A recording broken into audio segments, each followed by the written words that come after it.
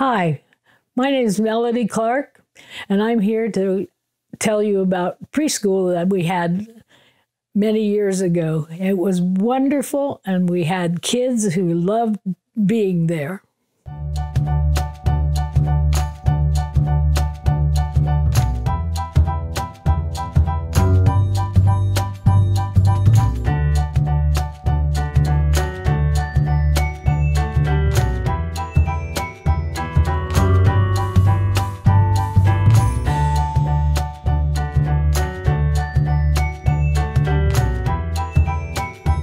We did have to take, everything to the board and have it approved by the church board.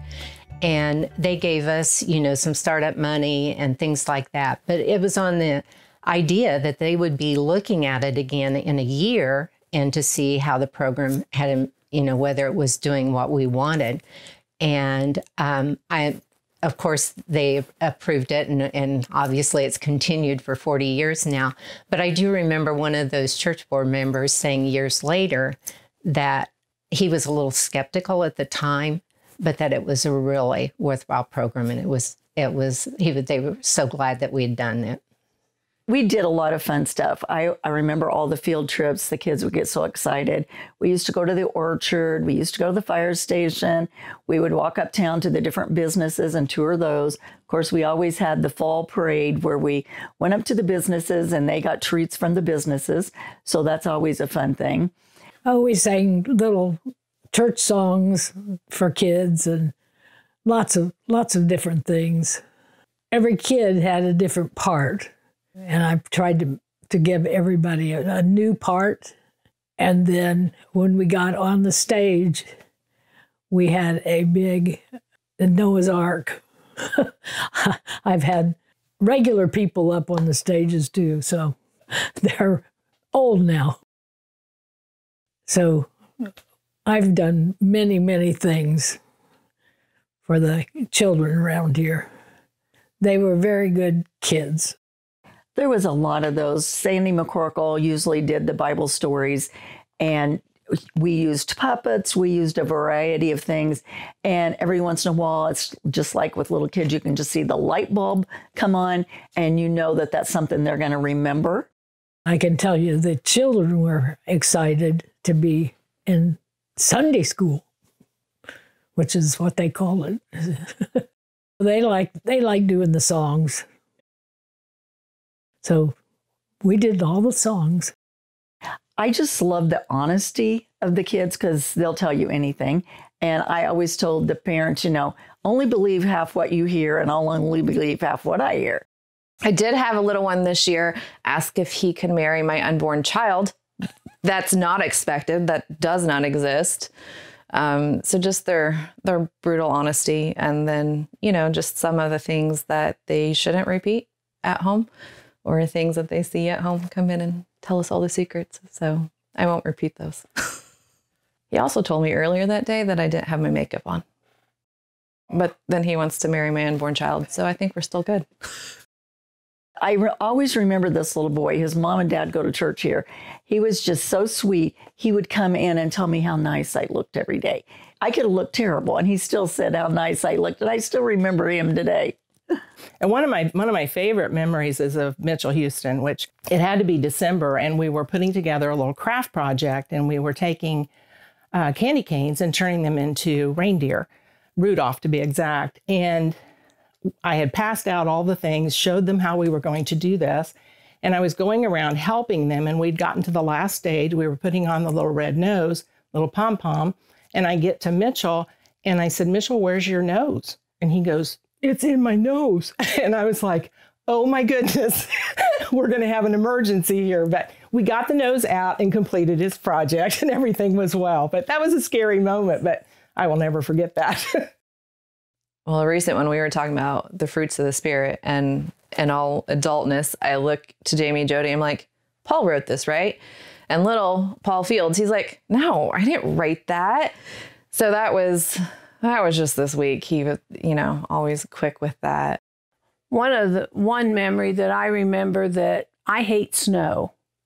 I just, even as a child, I did not like snow.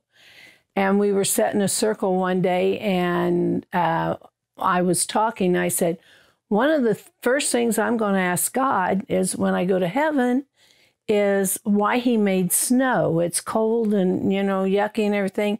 And I don't remember the child's name. It was a little boy, held his hand up, and he said, for the kids, Mrs. Corkle, for the kids. And right then and there, that taught me it's not all about me. It's about everyone. And some like and some don't. But I always remember that because when it snows, bah humbug, and for the kids, Mrs. McCorkle, for the kids. One of my favorite memories of Jesus working in the classroom is one day I was writing letters on the board and working on the sounds, and the letter T. I wrote an uppercase T and a lowercase t, and one of the little boys looked at the lowercase t and he's like, hey, that looks like the cross where Jesus died. And that started a conversation among the kids. I just sat and listened back, and they started talking about Jesus and how Jesus came to earth for them, how they died for their sins, and how on the third day he rose again. And that's one of my favorite memories of just Jesus working in these kids and reminding me that how much they take in. They're listening to us in the classroom, at home, at church. Yonda does a great job with chapel, and the kids pick up so much with learning their memory verses and remembering the stories from week to week. In the classroom, we try to talk about Jesus and God and how much he loves them and he wants us to love him. So they pick it up everywhere, even in just the conversations at home that they have with their parents. They're bringing all of that into the classroom and sharing it with their friends there who may not go to church. So those kids who are coming in from the community who don't have a church home are learning about Jesus because of these other kids who are going to church and whose parents talk to them. One of my favorite memories overall is I was reading a book to the kids. It was around Easter, and it was a book about how Jesus loves us, how God sent Jesus to die for us, and what that means. And as I was reading this book, this little girl, all the kids were sitting at their tables, but this little girl, she jumped out of her chair, and page after page, she would jump up and down, and she would squeal with delight, and she would get so excited. She'd clap her hands and say, oh, I love this. I love this. Oh, and by the end, she even had tears in her eyes. And this is a 4-year-old little girl hearing about the love of Jesus and his death and resurrection. And I got choked up because it's beautiful to see Jesus' love through the eyes of a kid. A few years later, we had a little boy that came in. He has 2 brothers, so there's 3 boys and no girls. And he come in and he told us that he was going to have a baby sister. Well, we were all excited for him, everything. So when Mom picks him up, we say, oh, congratulations. And she says, for what? And we told her, and she says, I'm not pregnant. And we said, oh, okay, we're sorry, and kind of laughed it off. And then she came in, I don't know how long after that, and she says, I am pregnant. And he kept saying he was going to have a baby sister, and her name was going to be Rose. So, of course, when they found out it was going to be a girl, they named her Rose. But they asked him, he said, how do you know you're going to have a baby sister and her name's going to be Rose? And he said, because God told me so. And he's 5 years old. But it was just kind of cool, and to remind us that the faith of kids, and God speaks to them too, not just us adults. They can learn a lot from that too. So that was really a fun one. I'd like people to know that the church is still here, and we want to be a part of their life, and that we're a good educational option and a great place to send your kids to be loved on and supported.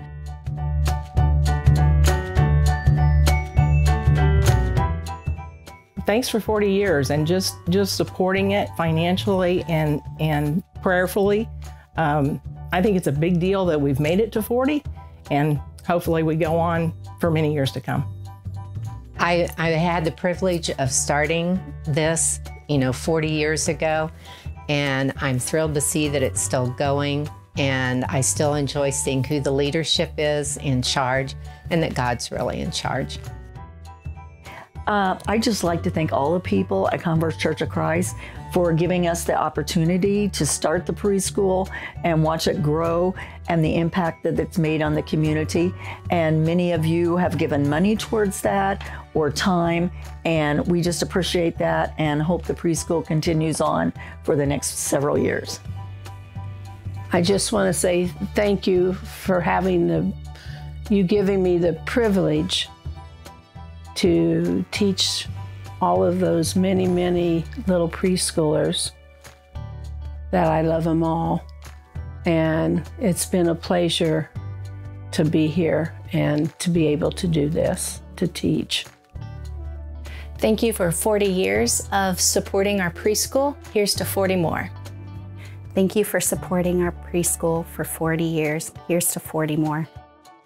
Thanks for all the years of support, and we look forward to many more years of serving here at C3. Thanks again.